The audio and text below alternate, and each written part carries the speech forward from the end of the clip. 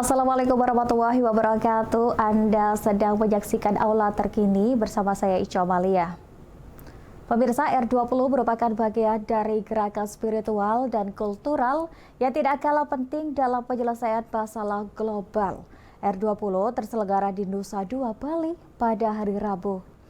Dan bagaimana kondisi terkini di sana? Saat ini saya bersama dengan rekan Saiful.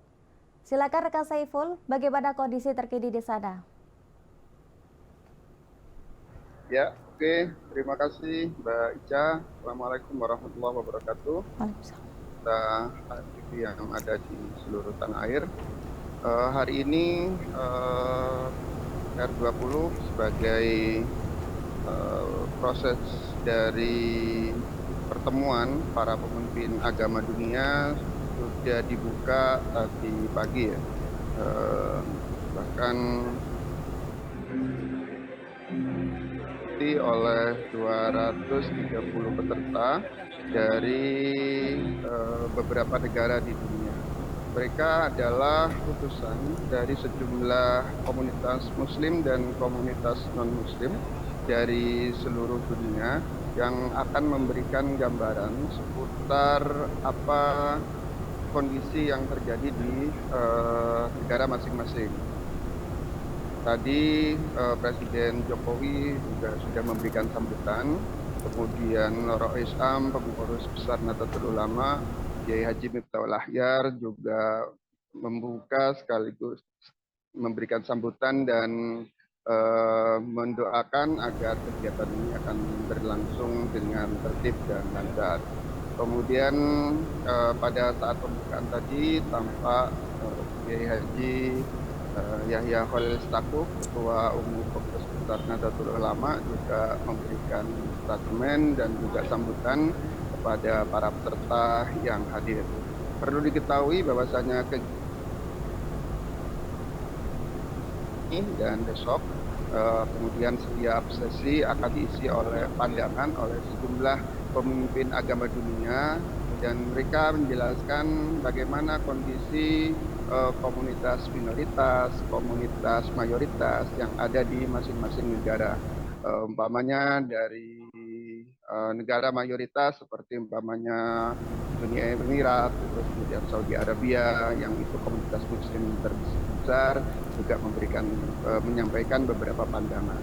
Yang tidak kalah penting adalah selama kegiatan juga komunitas agama dari mereka yang termasuk minoritas juga akan menyampaikan pandangan. Seperti umpamanya kaum muslim di Australia yang kemudian memang mereka minoritas, mereka akan memberikan gambaran dan juga pandangan bagaimana kondisi mereka. Itu yang pertama. Yang kedua, yang diinginkan dari kegiatan yang berlangsung 2 hari ini adalah bagaimana agama dapat memberikan solusi bagi perdamaian dunia. Karena tidak sedikit konflik-konflik yang terjadi di sejumlah negara bermuara dari konflik agama. Sebenarnya bisa saja konflik politik, konflik ekonomi, tapi semakin keruh suasananya ketika agama dicampurkan dalam konflik-konflik yang ada. Karena itu pemimpin agama sejumlah negara di dunia hari ini merumuskan dan berkomitmen untuk menjadikan agama sebagai bagian dari perdamaian dunia. Oke, baik rekan Ipul.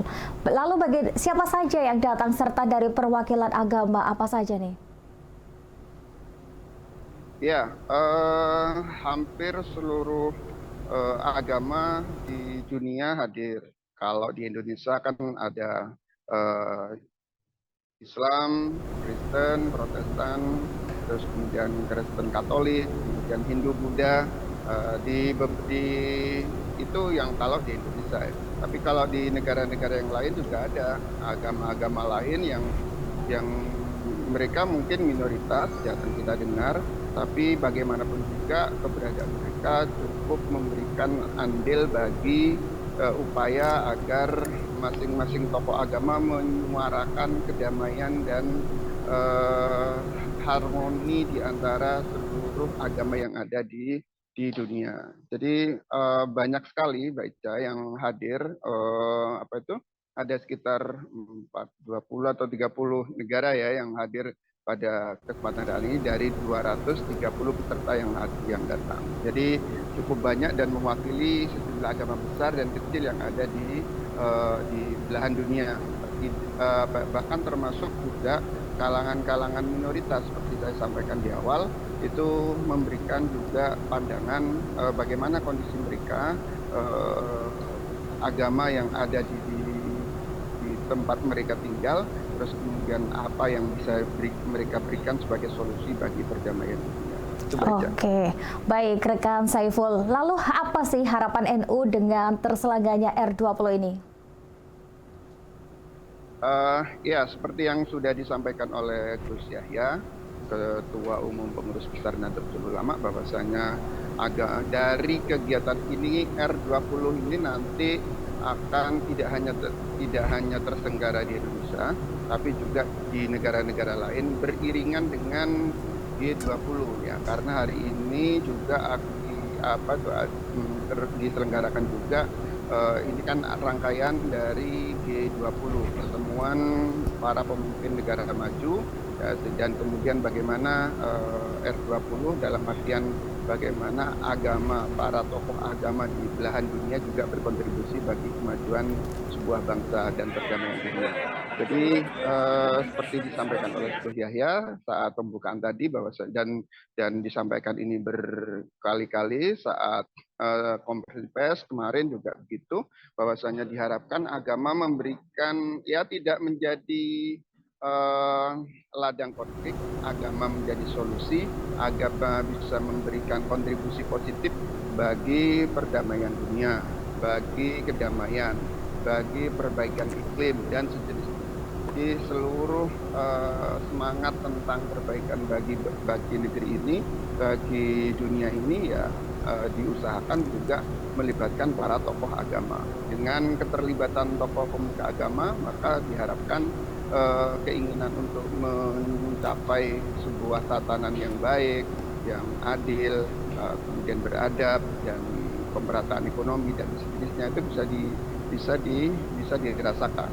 Hal ini seperti juga disampaikan oleh Pak Joko Widodo tadi, bahwasanya keberhasilan antara lain ya, contoh bahwasanya pemuka agama itu penting sumbangsinya bagi bangsa Indonesia. Contohnya bahwasanya penyebaran COVID-19 itu bisa diredam, itu antara lain karena memang kontribusi para tokoh atau pemuka agama, tokoh pemuda Muslim, tokoh pemuda Kristen, dan pemuda agama-agama yang lain dengan sangat antusias ya mendorong suksesnya vaksinasi, terus kemudian pola hidup bersih, memakai masker, gerakan dan jenisnya, itu antara lain juga kontribusi atau sumbangsi dari para tokoh agama. Dengan demikian, baiklah bahwasanya peran tokoh agama di seluruh dunia itu penting agar nantinya perdamaian, kedamaian, dan hal yang diinginkan dari lahirnya kita atau keberadaan kita di muka bumi ini sesuai dengan seperti yang difirmankan Allah, bahwasanya kita sebagai khalifah di muka bumi. Itu Mbak.